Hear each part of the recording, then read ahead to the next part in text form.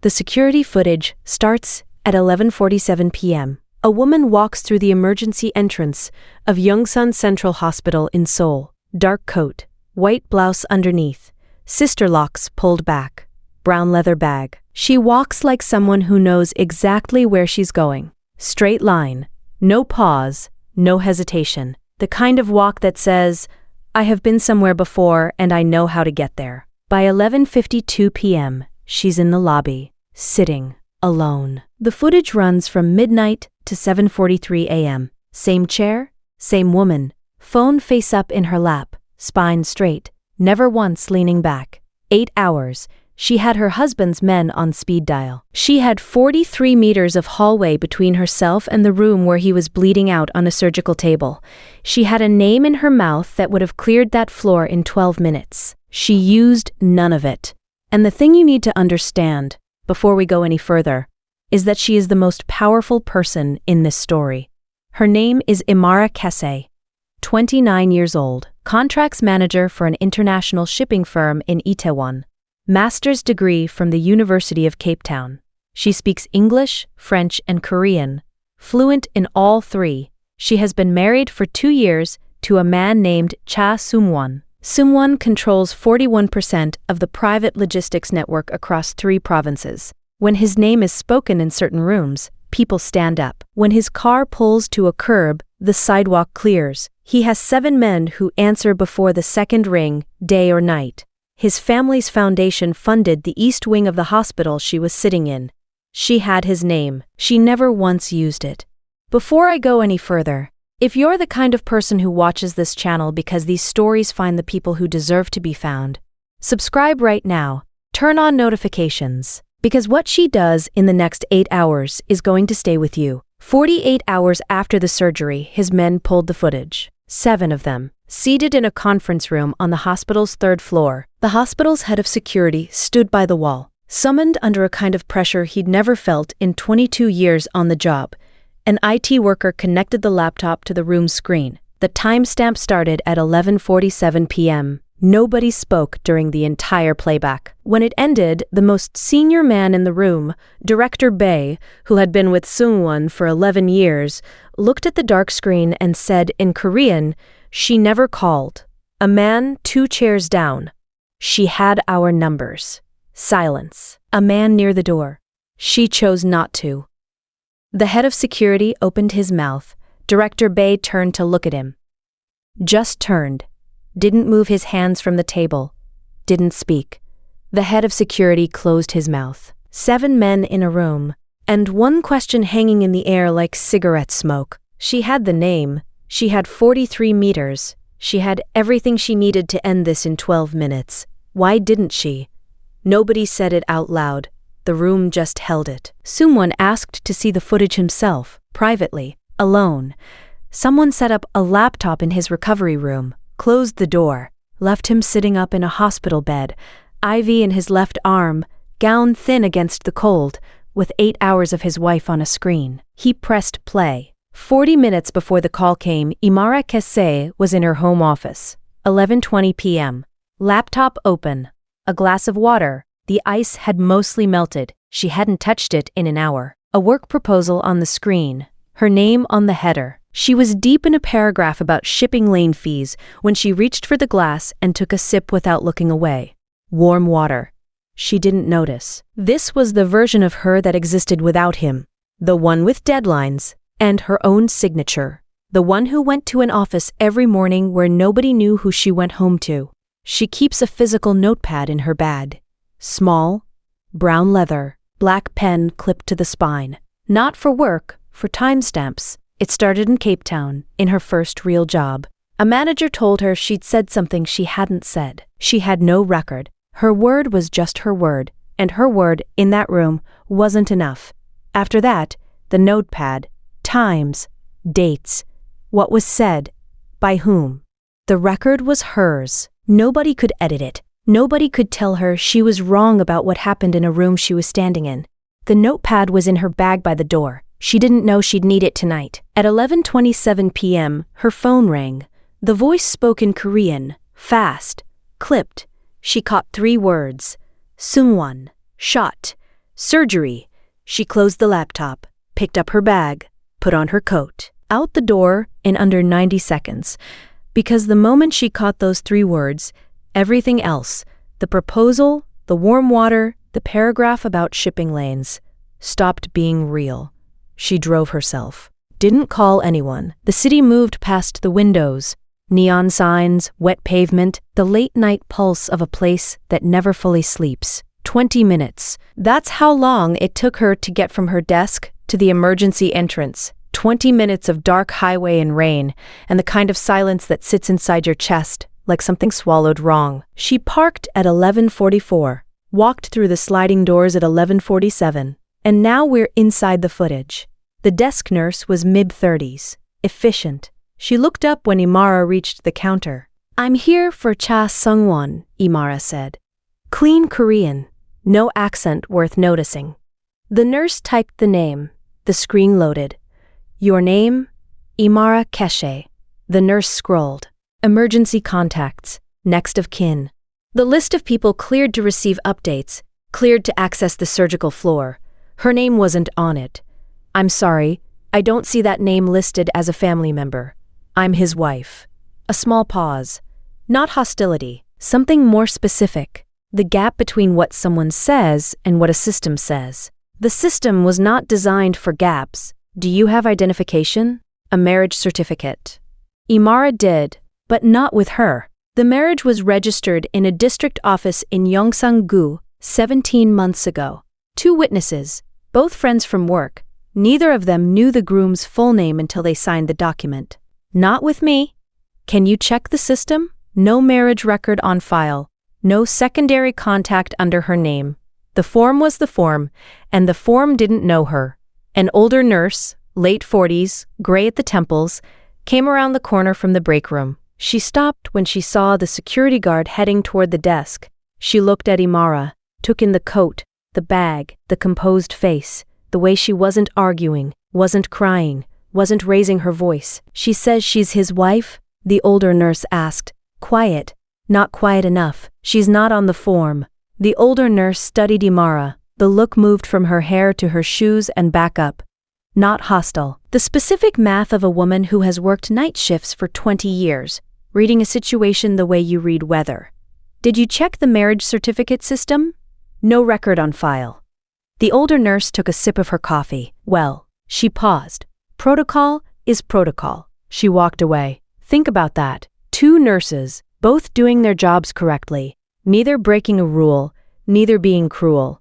The system wasn't built to hurt her.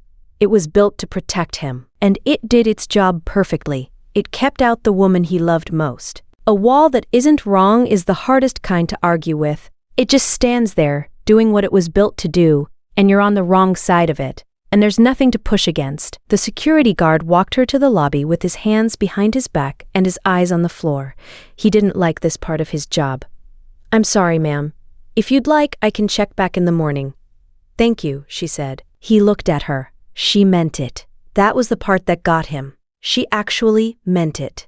She sat down, hard plastic chair. Not cruel, not comfortable, the kind designed for people who aren't supposed to be there long. She set her bag on the floor, phone face up in her lap.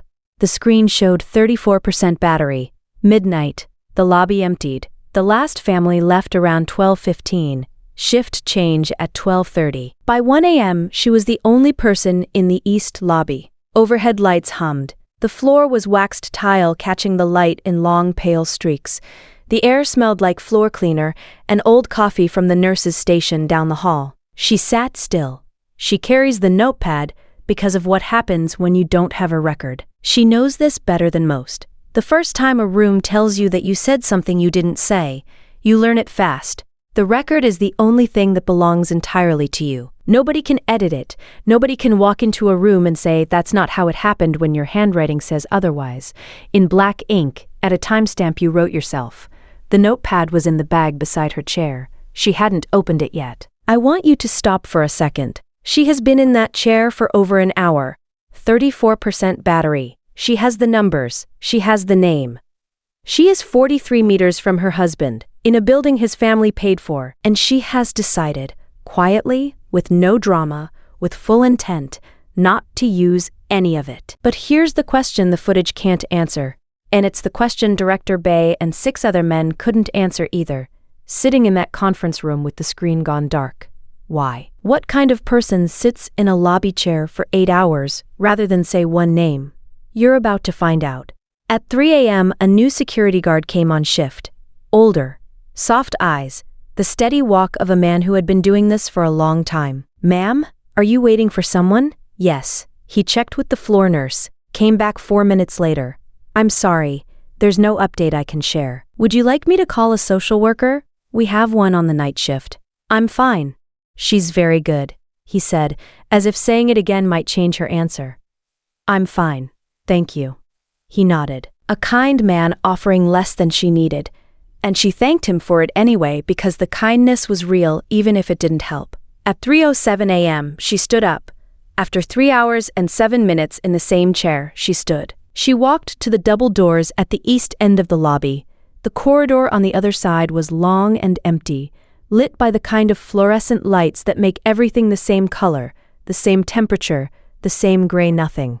Her shoes made a small sound on the waxed floor. It echoed once, disappeared. She walked straight. She knew the surgical unit was above her, 6th floor.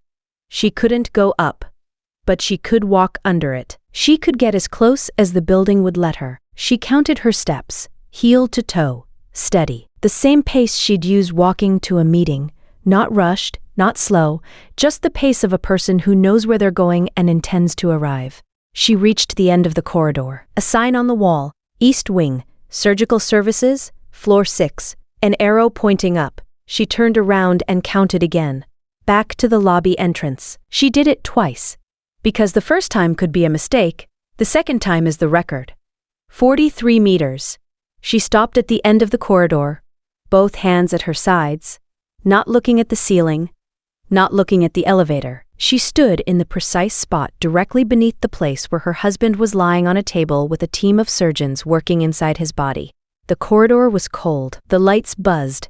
Somewhere above her, 6 floors up, people were fighting to keep someone she loved alive, and she was standing underneath them in a hallway that smelled like cleaning fluid, counting the meters, making sure she had the number right. She reached into her bag, pulled out the notepad, opened to a blank page. She wrote, 3:07 a.m., walked the floor, 43 m, clicked the pen closed, slid the notepad back, walked to the lobby, same chair, phone back in her lap, screen dark, 33% battery. She didn't unlock it. Not about 40 meters. Not close. 43 m, written in her handwriting, in black ink, at 3:07 in the morning. She didn't walk down that corridor because she thought she could get through. She knew she couldn't. She walked it because 43 meters was a fact. And that night, with everything uncertain, with a man she loved bleeding upstairs in a form that didn't know her name, facts were the one thing the night couldn't take from her. She walked 43 meters at 3 in the morning, counted twice, wrote it down. Is that the strongest thing you've ever heard, or the most quietly devastating? I think it might be both. Tell me in the comments. 3:09 a.m. Back in the chair, she looked at the dark screen. 12 minutes. That's what his name would have cost in a building his family's foundation built. 12 minutes and the floor would have cleared. She would have been upstairs. She would have had information, a chair that wasn't plastic, a nurse who spoke to her. She chose the chair. For the second time, here's the part that kept me up when I first heard this story. The private marriage was not just about her career, she told herself it was. She said, to herself, to the 2 friends who signed the document, that keeping the marriage private was about protecting her work, her identity, her name. That was true. She meant every word. But there was a second reason she never said out loud. If no one knows she belongs to him, no one can use her to get to him. His world is the kind of world where a wife becomes a target, where love becomes a pressure point. She knew this before she married him. And she built the wall, the separate name, the private ceremony, the form with her name missing, and told herself it was independence. It was independence. And it was love, both at the same time. The wall she built to protect her career was also a shield she built around him. She had never told anyone this. She may not have fully told herself. The cost of keeping that second reason private is that she sat in a lobby for 8 hours instead of saying, I am here, I love him, I have been protecting him. And his name is the one thing I'm too afraid to use. The wall kept everyone out, including herself. 4:15 a.m. She got up again. Not to measure, just to move. She walked the lobby twice, past the vending machine humming its blue-white light, past the dark windows where her reflection moved alongside her like a second person keeping pace. Then she came back to the chair. Upstairs, 6 floors above, Seung-won was in surgery. He didn't know his wife was 43 meters below him. He didn't know about the form, the nurses, the chair, the walk, the number in her notepad. He was unconscious. His life was in the hands of people who didn't know she was sitting beneath him. She knew everything, the distance, the time, the choice she was remaking minute by minute. He knew nothing. That's the real 43 meters. Not the corridor. The distance between the person who knows and the person who doesn't. 6 a.m. She opened her email, stared at the inbox, didn't read a single message, closed it. 22% battery, the phone had been in her hand the entire night. She hadn't made one call. 2 days after the surgery, Seung-won sat up in his recovery room with a laptop on the tray table. Door closed. He pressed play.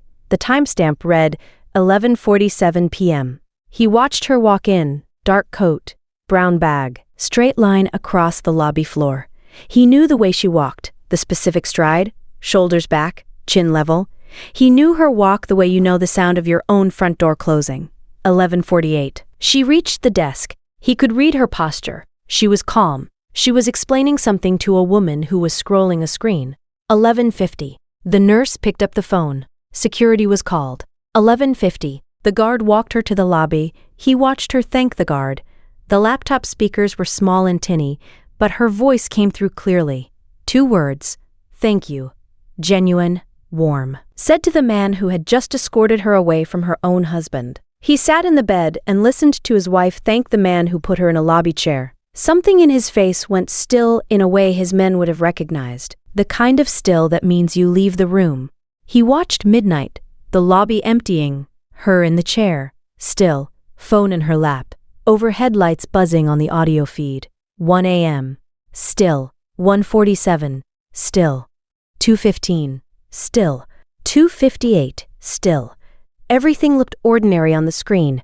A woman in a chair, a phone she wasn't using, a lobby that had forgotten she was there.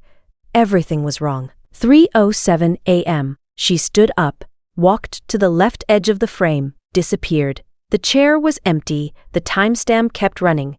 3:07, 3:08, 3:09. Seung-won watched the empty chair. 1 second, 5, 10, 30, 90 seconds of an empty chair on a security camera at 3 in the morning in a hospital his family built. He didn't know where she went. He watched the chair without her and the clock with nothing to count. She came back, sat down, phone back in her lap. She looked at the dark screen. She didn't unlock it. He watched her decide, again, not to touch it. He watched the rest. The light outside shifting from black to gray. Her in the chair. The battery dying. 7:43 a.m. A nurse approached her, said something. Imara stood up, the footage cut. He'd watched all 8 hours. He knew everything the camera could show him. But the camera couldn't show him the corridor, couldn't show him the counting, couldn't show him the notepad and the number written in black ink at 3:07 in the morning. He didn't know about the walk. He thought he'd seen everything. He hadn't seen the most important part. He closed the laptop, picked up his phone, called her. The phone rang twice. She picked up. He said later, the first ring was me asking. The second was me knowing. If you've ever loved someone long enough to understand the difference, you already know what he meant. Silence. Then he spoke. The lobby. 2 syllables. Her entire night packed into 2 words. I didn't want to cause trouble, she said. Her voice was steady. The same voice she used in every difficult meeting. Calm, clear, giving away nothing she didn't choose to give. 8 hours, he said. You were in surgery. You sat in that chair for 8 hours and never said my name. I didn't need your name to wait. He sat with that sentence. On the audio of the call, You could hear the silence on his end, the specific quality of a man holding a phone and processing something that doesn't fit inside any room he's ever been in. Why didn't you call anyone? Long silence. 5 seconds. 6. Because the moment I called someone, she said, it became something. I wanted it to stay between me and the chair. The most precise sentence in the story. She didn't want his world to pour into her night. She didn't want Director Bay pulling rank while nurses scrambled and the floor cleared. She didn't want it to become an event, something that happened to his organization, something his men would talk about and record and remember. The night was hers. The waiting was hers. She chose to keep it. That was the worst night of my life, he said. I know. His voice shifted. Lower. Something behind it that he wasn't going to name. You were 50 meters away. 5 seconds of silence. She could have let it go. Could have let him have the round number, the rough guess. But she had the notepad. She had the number. She had walked it twice. 43, she said. He stopped. You counted? I walked the distance. At 3 a.m. I needed to know how close I was. The empty chair on the footage, that's where she went. She walked 43 meters down the east corridor to the point directly below the surgical unit, counted her steps, twice, stood at the end with both hands at her sides, then took out her notepad and wrote the number down. And now he knew. He didn't speak for a long time. When he did, his voice was different. Not soft. He was not a soft man, but something had opened that he was not going to close. 43 meters, just the number, said back to her, held in his mouth like something he intended to carry. Yes, she said. Never again, he said. She didn't pause. Update the form. What? Update the form. Both names. She wasn't asking for an apology. She wasn't describing what she went through. She was telling him exactly what to do. Both names. Her maiden name and his surname, together, on the same line. She was done keeping them separate. The call ended. But she wasn't done. She sat at the table for a few minutes after she hung up, her hand still flat on the surface. The apartment quiet around her. Outside, Seoul was moving. Traffic, delivery bikes, the ordinary noise of a city that had kept going all night while she sat in a chair 43 meters from her husband's operating room. She thought about the form, about what it would mean to have both names on it, her name on his paperwork, his surname next to hers. The wall she had built so carefully for 2 years. She was the one asking him to put a door in it. She was the one choosing to walk through. She thought about whether she was ready for that. Then she thought about 3:07 a.m., the corridor, the count, the number she'd written down because 43 meters was a fact, and facts were hers. She was ready. The next morning she sent one message, update the form, both names. Not a paragraph, not an explanation. 4 words, the record. In her handwriting. Sent. He updated the form within the hour. He didn't call, didn't explain, didn't make a speech. He sent her a photograph. The form, both names. Her maiden name, Kese, and his surname, Cha. In the same field, on the same line, in the same clean hospital font. Both visible, both real. Side by side like they had always been there. She looked at the photograph for a long time. Both names. The thing she had kept separate for 2 years, her name and his, her life and his, sitting together on a form that said, this person is cleared to enter, this person belongs on this floor, this person is family. She had built the wall herself, asked for the private marriage, kept her name off every document that connected her to his world, to protect her career, to protect him. She had never said the second part out loud. The cost of that wall, measured not in meters, but in hours, was 8 of them. Plastic chair, fluorescent light, a phone with 22% battery she never used. Now the wall had a door. She'd put it there herself, with 4 words. He recovered. She went back to work. The form sat in the hospital system with both names visible. Waiting, because in his world, waiting is what documents do between the times they're needed. And then, about a week after he came home, he did one more thing. He had the security footage sent to a printer. Not all 8 hours. One frame. 3:07 a.m. Her in the lobby chair. Phone in her lap. Spine straight.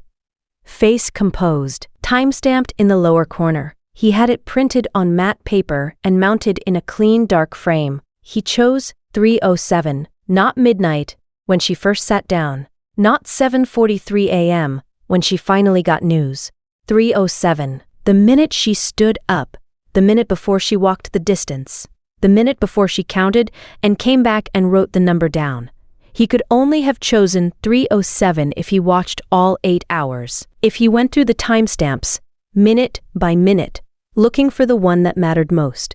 He didn't just watch the footage to confirm she had been there. He studied it to understand what she did. And out of 8 hours, he chose the hardest minute of her night and decided, this is the one. He gave it to her in a room with no one else in it, just them. The door closed. Afternoon light through half-open blinds casting soft stripes across the floor. I want you to have proof of what you are, he said.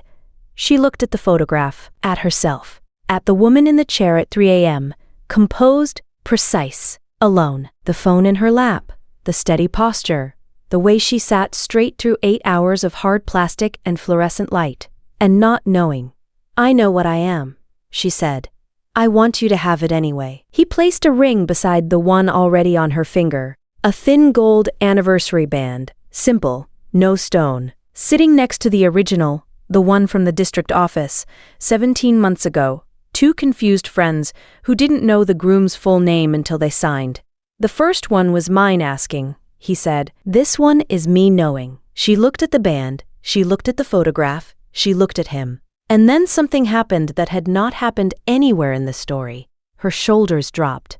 Not a collapse, not a fall, just a settling, the way a building settles after a long shake. The structure still standing, the walls still up, but something deep inside finally letting go of what it had been holding since 11:47 p.m., standing at a counter while a nurse scrolled a screen that didn't know her name. She pressed the framed photograph against her chest with both hands and took a breath from the bottom of her lungs, the kind of breath you take when you've been breathing shallow for a week and didn't know it until the moment you stopped. I haven't slept, she said. He didn't ask how many nights, didn't tell her to rest. He stepped closer, took his jacket from the back of the chair and put it around her shoulders, not draped, not thrown, placed. The way you place something on someone you are being careful with. Her hand found his, not a reach, not dramatic, just her fingers moving toward where his were without her deciding to do it. The first time she had moved toward anyone since the night in the lobby. She stood there with the photograph against her chest and his jacket on her shoulders and her hand in his, not crying, not smiling, not performing anything at all, just exhausted, letting one person see it. That is not weakness. That is trust. And in her world, in the world she had built with the notepad and the separate name in the wall, trust was the rarest thing she had ever given anyone. 2 rings on her finger, the framed print in both hands. Her own face at 3:07 a.m. staring back at her. The woman who walked 43 meters and wrote the number down. The woman who sat in a chair for 8 hours and never made one call. She knew what she did that night. She's always known, but the photograph made something else clear. Something she hadn't let herself think about clearly. Not while she was in the chair, not while she was sending 4 words from her kitchen the next morning. She wondered if she would always be this way, if the next impossible night came, and in his world, they came. Would she sit in a chair alone for 8 hours, rather than make one call?